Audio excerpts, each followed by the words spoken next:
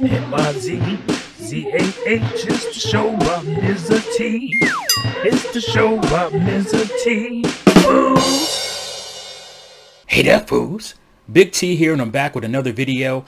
And this video is going to be my kind of discussion commentary mini documentary on issues related to the Sega Dreamcast. Now, Sega Dreamcast is one of my favorite consoles of all time. You guys know, if you've been around on this channel a while, that I'm a huge Sega fanboy. I love my Sega Dreamcast, love my Sega Saturn. Sega Saturn was this close to being my all-time favorite console, but I had to disqualify it a little bit because a lot of my favorite games on it didn't come out in the West. They were only in Japan, and I had to buy a Action Replay so I could play imports and all that, but that's a whole nother story. We'll talk about that in some other video. But yeah, like one of my biggest issues, probably my only issue with this Dreamcast, other than the fact that it died way too quick, can't really blame the console itself for that.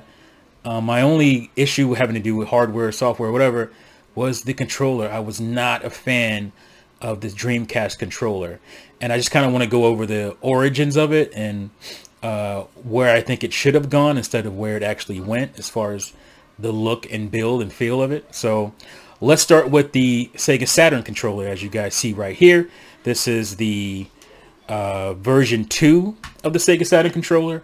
There was an earlier version that came out. It was pretty much trash. This is the only good 2D, not the only good 2D, but this is the first good 2D Sega Saturn controller. And as you can see, it's very similar to the 6-button Genesis controller that came out later in its life, which, you know, the 3 buttons only kind of hurt Genesis as far as the game's functionality. Some games, especially fighting games, but they rectified that late in the Genesis's life, and they pretty much brought that controller over to this Sega Saturn with shoulder buttons, 2 shoulder buttons at the top here. So that was a smart move, obviously. And you know, Saturn, the thing about Sega was that they didn't realize how big 3D was going to be, which is kind of strange because they had Virtua Fighter before Saturn came out, and they seeing how big that was. Games were logically moving into the 3D realm, so they kind of were behind the 8 ball there, because when they found out that Sony was definitely emphasizing 3D on the PlayStation, the original PS1, they went back to the drawing board with the hardware of the Saturn, which is what really hurt it, because it was things were added in later to give it you know, better 3D capabilities, and that's why you had the issues with you know, the hardware being hard to program for, because it wasn't designed well from the beginning. It was just kind of thrown, an extra CPU was thrown in there to compensate for the lack of 3D capabilities. So they were a little bit behind with that. So that's why they had basically a 2D game console controller when they came out, instead of thinking forward to 3D. And that's why Nintendo beat everybody with the N64 controller, which I'll also show in a minute here. But this is a very good controller. My only issue with it, maybe it's a little too light. It is a very light controller. I think the cords for the controller are actually heavier than the controller itself. If you bundle them up, I think this is actually heavier than the controller, which is kind of weird. But yeah, there you have that. But later they realized that they needed, you know, a 3D controller, and they came out with a fantastic one. And I have it right here. This is the Saturn 3D controller. I believe that was the official name for it. And it retains everything that was good about the 2D controller. You have all the 2D controls, pretty much the exact same. And then you also have this pretty nicely designed 3D ball. And it's a ball, basically. This is a plastic ball here. And you have you know, grooves for your thumb, and it works really well. But you know, it's not the best as far as but this, and again, these are early 3D controllers. They're analog pads or digital pads. So or is it analog? I can't remember. Anyway, it's, you know, as far as the you can feel that it's not quite there as far as the preciseness, but it was a good a good design. It worked definitely well enough for Saturn's 3D games, and I really like this big soft start button. It's plushy, not plushy, but rubber soft. Feels really good. I like pushing it. I'm a weirdo like that, but yeah, like I said, it maintains all that stuff. And as you can see, oh, where is the wire? You know, the cable to plug into your system. Well, you can actually take it out right here at your leisure when you want to. It's really good for storing. You can just, oh, I got it backwards. You can just put it in here, plop it down in there, and there you are. It's great. It's nice that you can plug it in and unplug it for storage. It's great for that. Perfect. And it's a really good design. I like how it feels. Like it actually feels good to hold it like this. It, you know, especially if you're playing 3D, it feels really good because you can just hold it, and it's a good grip. It's not where you're overextending your hands. I mean, it really fits nice and snug in your hands. You can hit every button, and it just feels great. And there's a little plus sign here, which means you'll be using a D-pad, and the circle here means you'll be using this, basically the ball, the ball analog stick. So yeah, it's really cool. Very well designed, I thought. And so when it came time for the Dreamcast to come out, they, you know, evolved this to some extent, but for me, they devolved it in some ways. For me, the shape of it was perfect, and that's why you have, like I said, it feels really good in your hands to hold for extended periods of time, and it's great for that. But then when you get to the Dreamcast controller, they make quite a few changes. Now, we all know that the Dreamcast controller is very much influenced by, where is it? By this controller here, the N64 controller. You have, one of the main things is this, having a slot for your rumble pack. Instead of building it in the controller itself, like maybe it was sort of a cost thing, but they didn't build it inside the controller itself, the rumble feature. They added a jumper pack, and obviously the one stick thing, which I'll get back to in a minute. But the problem is that it doesn't have as many face buttons. Now obviously the N64 has these C buttons, also known as the camera buttons. So you still have 6 face buttons if you wanted to have a fighter, and it feels pretty natural. You know, this is your ABC, you know, this is your XYZ or whatever, and you still have that. So it still has good amount of face buttons for fighting and whatnot. But for whatever reasons, Sega decided to devolve on the face buttons, and like I said, this had the 6 front action buttons, but they decided to go with just these 4. Now, my guess is that they wanted to make it a simpler design. It just lended itself to whatever design process they thought of. But that is a big thing when you take away those 2 extra action buttons. And especially if you don't have a second analog stick, and I'll get to that in a minute. So obviously the VMU is a big part of it, and so they needed the extra space for that, and the jumper pack itself. So, and they have to go into separate slots. It's not like they share the same slot, so that makes the, you know, the controller a little bit bulkier than it needs to be. So it comes out really wide and a little bit weird here, but that doesn't really bother you as far as you know, holding it and whatnot. It still feels okay when it comes to the trigger buttons, back to the trigger shoulder buttons, but the changes are in the face itself. So now it takes up this big area here, and which is probably one of the main reasons you don't have 6 action buttons in front. And you know, the analog stick itself is fine. It's not great. It's not bad. It's fine, you know.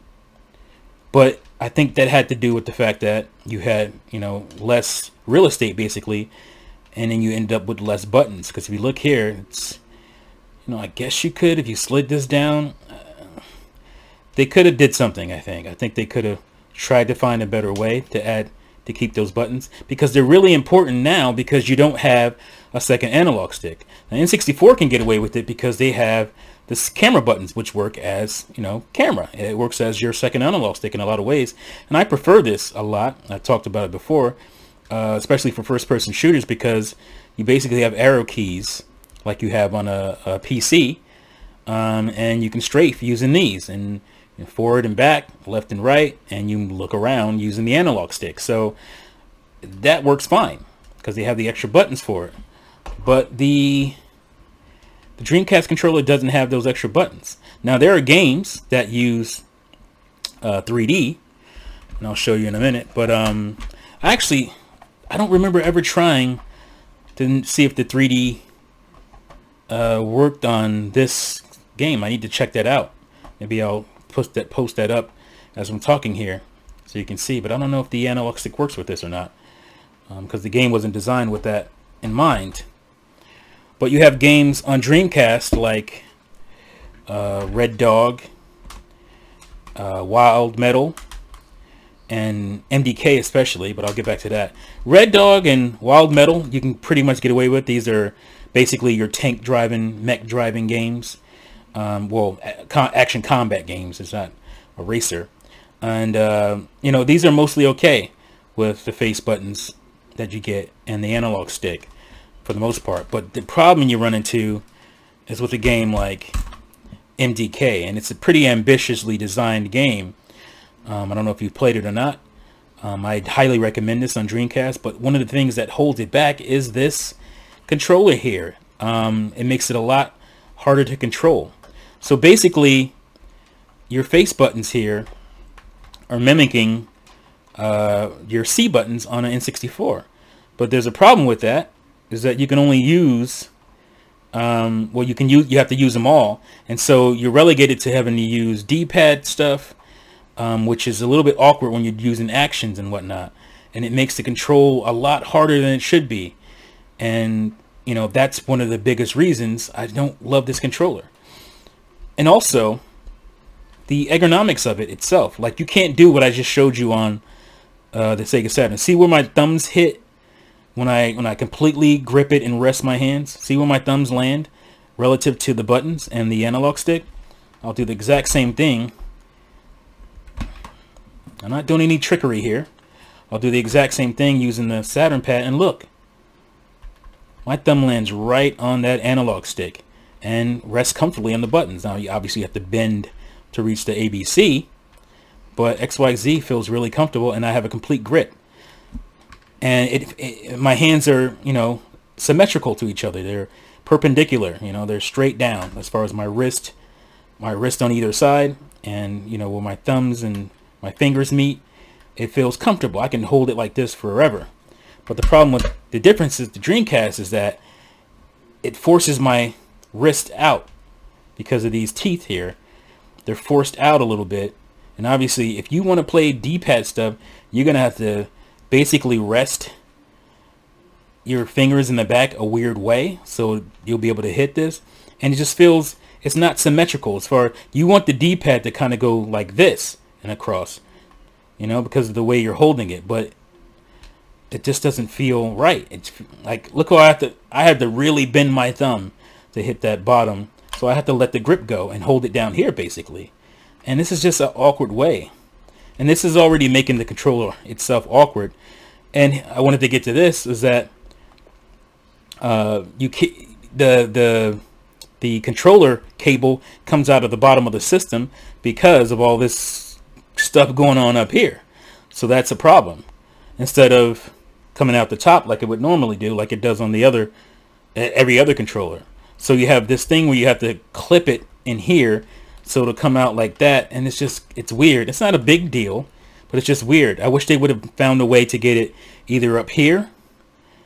I'm sure they could have, you know, made the board where the comes out of there, but they probably just felt that it didn't look good. It looked better, especially display wise, to do it like this. But practically, you don't want this cord hanging out and coming out here. It's going to bend anyway. And I've never had any shorting issues. You would think you would with the way this is built here, but I've never really had any shorting. It just feels weird. It just adds to the awkwardness of the controller. Now, I know a lot of people like this controller.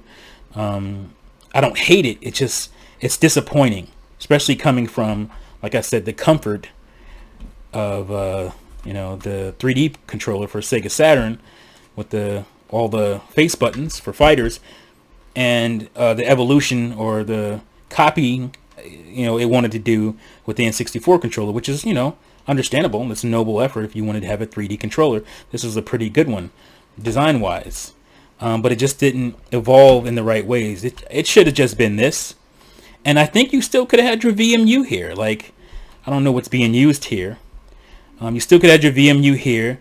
Your controller cord could have been coming out of here, coming out of there, you know, and it still would have been just fine. I like the D-pad, I think, better on here too, even though it wouldn't seem like I do, but I just do. It just feels better. Maybe because it's a little bigger. You can kind of do the rolling for, you know, down, diagonal, and right, or whatever, back the other way. So I don't know, it's just disappointing. And like I said, it really affects 3D games where you're using camera movement as well as your controller or your character moving.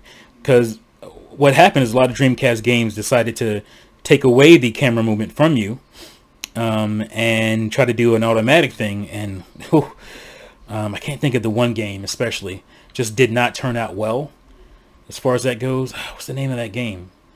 Where, you know, it feels like tank controls on a game that you have full 3D movement, and it's just I can't think of the name. Maybe I'll pop it up on the screen here, but yeah, it's just unfortunate. And you know, people have a lot of reasons to why they think Dreamcast controller, I think this contributed to it. A lot of people don't really talk about it, but I do think the controller itself contributed to it.